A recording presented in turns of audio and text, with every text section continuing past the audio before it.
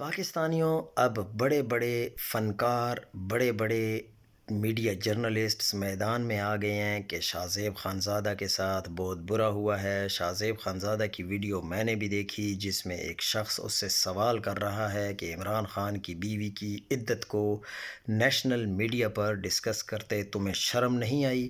ہاں، ہمارے ہاں چونکہ فریڈم کا تصور نہیں اور میڈیا کے لوگ خود کو مقدس گائے سمجھتے ہیں تو ان کو یوں کسی عام آدمی کا کیمرہ کھول کر سوال کرنا ہراسمنٹ لگ رہا ہے۔ کبھی باہر کسی ملک میں تشریف لائیے اور ہراسمنٹ کا مطلب پوچھیے۔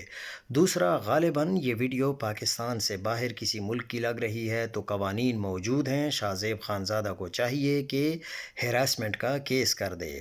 کسی بھی پبلک پلیس پر ویڈیو بنانا اور سوال پوچھنا نہ تو جرم ہے اور نہ کسی ہراسمنٹ کے زمرے میں آتا ہے۔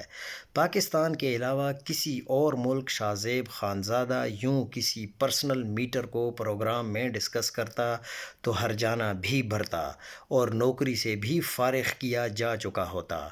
ویڈیو میں ایک شخص صرف وہی سوال کر رہا ہے جو شاہ زیب خانزادہ اپنے پروگرام میں کرتا ہے۔ وہ ہراسمنٹ بالکل نہیں ہے، مگر یہ ہراسمنٹ ہے جو یہ جو شاہ زیب خانزادہ صاحب کرتے ہیں، یہ ہراسمنٹ ہے۔